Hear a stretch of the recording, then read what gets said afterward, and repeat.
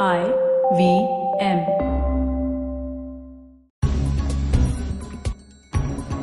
Hello, welcome and Khushamadi. You're listening to The Note with me, Mahrukh Inayat. The heavily trended and heated interaction between Kangana Ranaut and Punjabi actor Diljit Dosanjh is perhaps a watershed social media moment for the farmers' protest.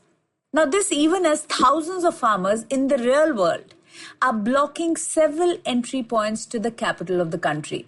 They're unhappy with the recent farm laws passed by the centre. In the virtual world, meanwhile, this is what happened. Kangana put up yet another ill-researched, let me put it bluntly, a fake tweet insinuating that an old lady farmer who was protesting with the thousands of other farmers was in fact a paid protester. This is what Kangana said. Now, Diljit Dosanjh would have none of it. And thereafter started the back and forth over tweets between the two.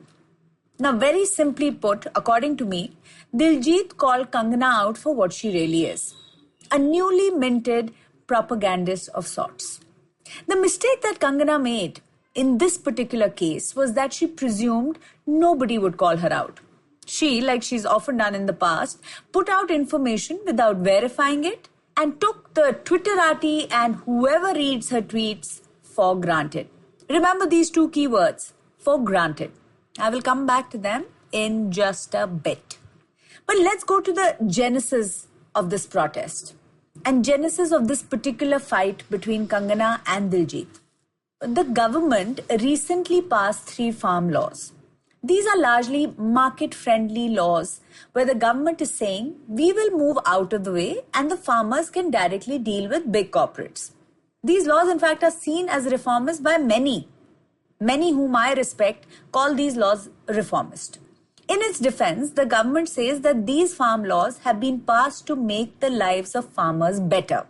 What the laws are going to eliminate, and what I have understood of these laws, because it's hard to understand laws, is that they are going to eliminate the middleman from the process of a farmer selling his or her produce.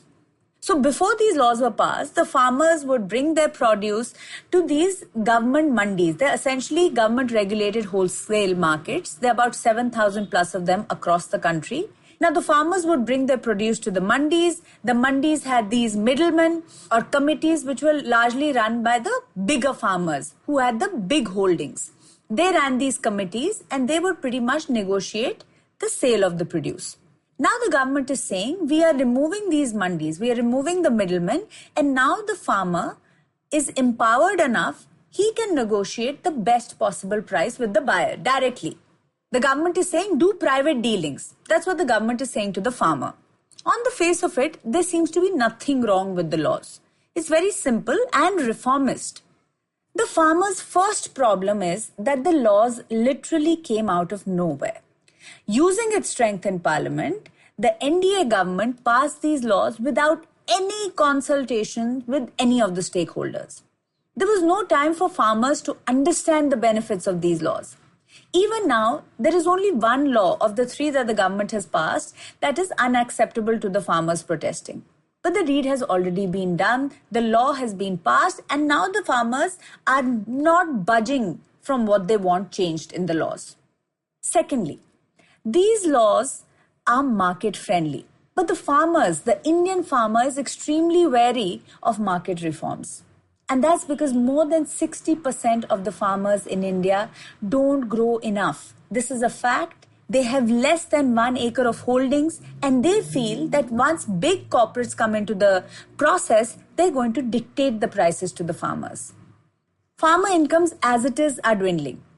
And now they fear that with no government minimum support price was what the government ensured for at least 23 different types of produce that the farmers produce. They would give a minimum support price to that. Now that is also out of the way. Farmers are saying that with that also out of the way, we don't have the government in the mandis to protect us. We will be left to be preyed upon by these big corporates. And then the big corporates will dictate these small farmers, which in fact make 60+% of the total farmers of India.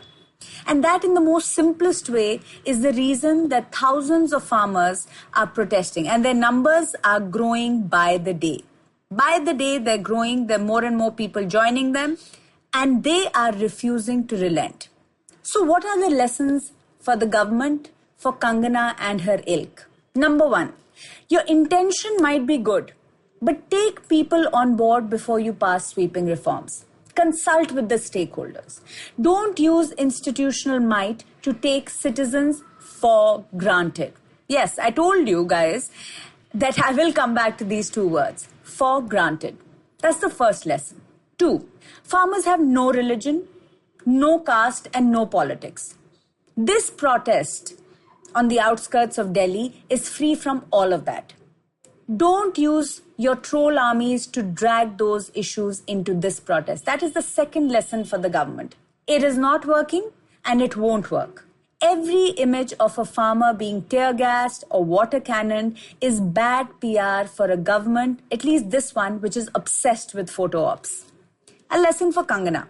Stop the fake tweets. Just stop. And for everyone who cares to listen, anti-government is not anti-national. It is not. And finally, no matter the popularity of any leader or government, do not take the citizens for granted. That ultimately leads to political suicide. If you like this podcast, don't forget to check out other interesting podcasts on the IVM network. You can listen to us on the IVM Podcast app or ivmpodcast.com. You can also follow us on our social media. We are @IVM Podcasts on Twitter and Instagram. And if you want to reach out to me, I'm Mahrukh Inayat on Twitter and Mahrukh Inayat on Instagram as well. I hope you enjoyed that show. If you aren't following us on social media, please do. We're IVM Podcasts on Twitter, Facebook, and Instagram. It's been an absolutely incredible week on the network. We had so many great guests, so many great episodes. Advertising is dead. We had Faye D'Souza on. Varun took a break for 4 weeks, but what a bang he's back with.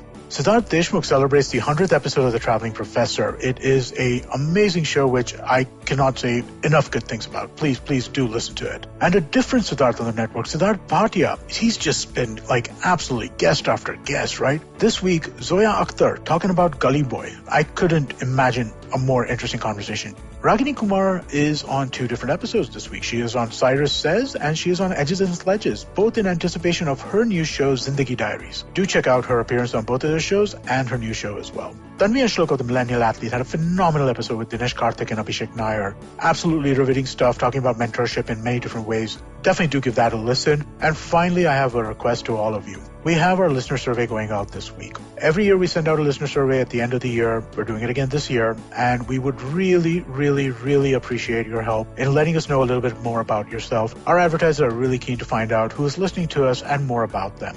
Anything that you could do is kept anonymously, and we would really appreciate your help in this. And to sweeten the pot just a little bit, we'll be giving a randomly selected group of participants in the survey some IBM swag. Last year we gave out coffee mugs. What we're going to give out this year is still a surprise. So please do help us out. Would really appreciate that. And with that, I hope to see you again next week.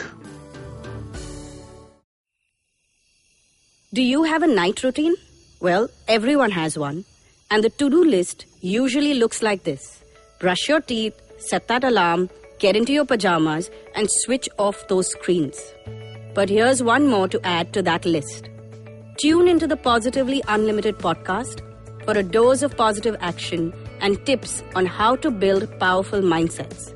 Episodes out every Monday on the IVM Podcast app, ivmpodcast.com, or wherever you tune into podcasts.